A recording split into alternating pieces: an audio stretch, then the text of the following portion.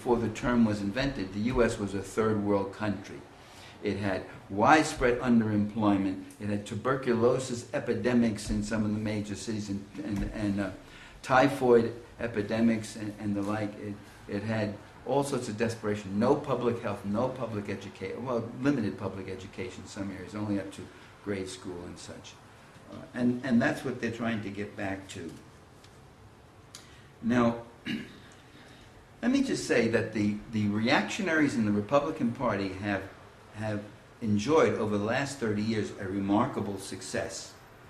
Back in 1978, and I got the quote in an essay I wrote, which appeared in one of my books. The book is out of print now, Land of Idols.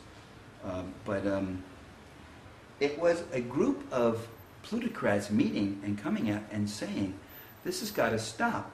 I mean, giving word to Jimmy Carter, who was president at the time, this has got to stop. I mean, where's it going to end? You guys got this game, this, that, the other thing. We're going to end up being a social democracy. I found it fascinating that he used the term. Fast forward 30 years. There was an article recently, and of course this morning I started looking for it in the piles of paper and I couldn't find it. It'll resurface again. It does about every 3-4 months or something like that. An article I clipped from the New Yorker dealing with the question that the GOP is having problems, which is they're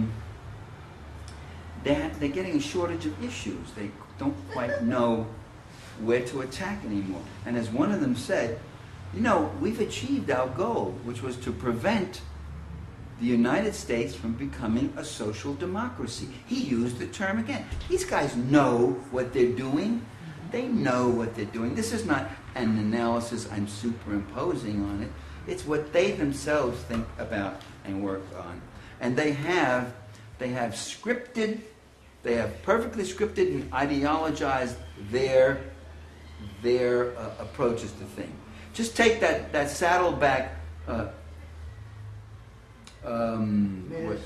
was it a debate? What would you call it? Where Obama and McCain were there, event, and the questions that were being asked. At one point, the evangelical minister says, Senator Obama, if you were president, who, he didn't say if you were president, he said, who on the Supreme Court would you wish was not on the Supreme Court?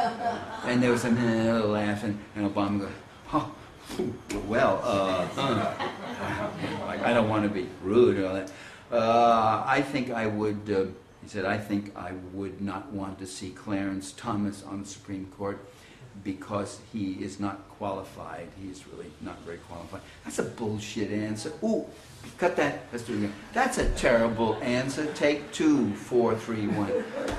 That's a ridiculous answer. It's not that Thomas isn't qualified.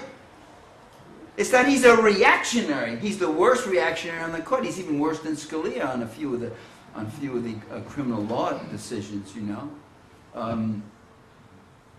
And that's what you should say, but he doesn't want to be partisan. He's saying, I wouldn't want him on the court because he's really not qualified, you know. And also the Scalia, Justice Scalia, who I do think is brilliant and all that. Kissing up the right. The liberals are never happier than when they're sucking up to the right and left. Oh, we don't have to disagree. Oh, we really agree on certain things. Oh, we this, that. Oh, really? Oh, we'll reach across the aisle to you and all that.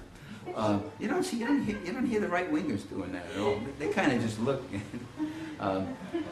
He says, Scalia, who I think is brilliant, I do think that I would rather not have him on the court. I think he's been, you know, I forget, he used some word like, not bullying, but something like that. He pushes this or that. This is a man of moderation. And then the evangelical guy said, what about Chief Justice Roberts? I've met Chief Justice Roberts and talked with him and all that. He's an intelligent guy, and blah, blah, fuzz, wiggle, wiggle. Right. Then the minister said, Senator McCain, who would you like to see, if anybody, removed from the Supreme Court? He said, I want to see Justice Breyer, Justice Ginsburg, Justice Souter, and Justice Stevens removed from the Supreme Court because I believe, and he gave the perfect scripted narrative about liberal judicial activism, that I want people on the Supreme Court who adhere to the Constitution, who are faithful to it, and do not inject their personal sentiments into the decisions.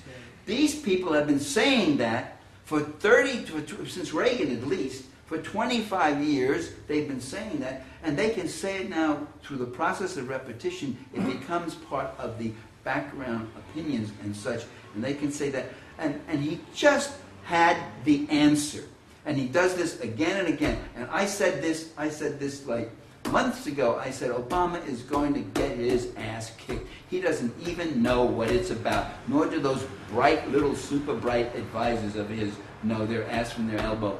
The same people who advised Dukakis and advised John Kerry don't get it. They don't get what it's about.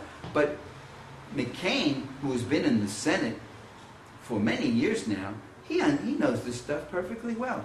All the right-wing reactionaries are coming around to him saying, he's pretty good. He's learning how to debate like a Republican. You know, so that's what we got to understand: the importance of ideology, and the fact is that their goal is to get us to Indonesia. Our goal at this historical stage, at least, is to get us to Denmark and then beyond. At least. Thank you so much for your kind attention.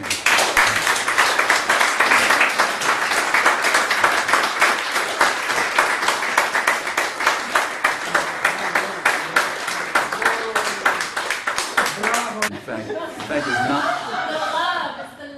it's non-existent. This is a fundraiser. You got them in. They paid at the door, didn't they? We don't have to do anything. Oh, all right. One or two questions. Sure. I get a question. Who are you for president? I don't answer that question. I'm sick of that. I've had 20 years of people, and then I get whacked. No matter what answer I give, I get whacked from somebody. How could you possibly not vote? How could you possibly vote? How could you possibly? Yeah. Yeah. So you said Obama's people don't get it. If Obama's people aren't getting it, how are the rest of us going to be getting it? You came here today. That's your first little tiny step. Your first big giant step. You got it. You got it right now. This is, by the way, this is Susan Gallimore, who has a show, and one of these are your microphones, right? Oh, you're over there. 18 cents an right. hour. Well, you could have put it a lot closer. You know. Not too late now, anyway. But she does a radio show and radio interviews on where is it? Stanford, KZSU. At Stanford, KZSU, and does good work. You know, we have these little pockets of light. You know. So is that the end of my answer? What's that? Well, I'm just saying. I mean, it's as though there's this. If you pay attention to what's going on, you get it. But if people in Congress are saying don't get it, what hope is there for the rest of us? There are some who get it in Congress. There's a radical caucus in Congress, that a progressive caucus, that has some pretty radical people in it, but they're very small and all that. Then amplify, what do you mean Kerry's people didn't get it? I mean, of course they get it. They're part of that crowd. They understand it. They're letting it go because they're benefiting or something. No, I think they simply don't understand the nature of the conflict. The Republicans 30 years ago understood that they are going to have to change the whole universe of discourse. Back in the 40s, to be a liberal was quite okay. Tom Dewey, who was governor of New York and became the Republican candidate for president against Franklin Roosevelt. No, Truman. And Truman in 44, but didn't he run also in 40? No, that was Wilkie. Wilkie in 40, right. Okay, Dewey ran against Truman in 44. 48. In 44. 48. 48, okay, 48. Yeah, we got it now, fine. And Wilkie was 44, I think. Okay. He made a statement, he said, well, they want party realignment. And by the way, that was always a favorite political science line. We need party realignment. Because the parties were rather distorted. In Vermont, you had Republicans like Senator Prouty who were populists and progressives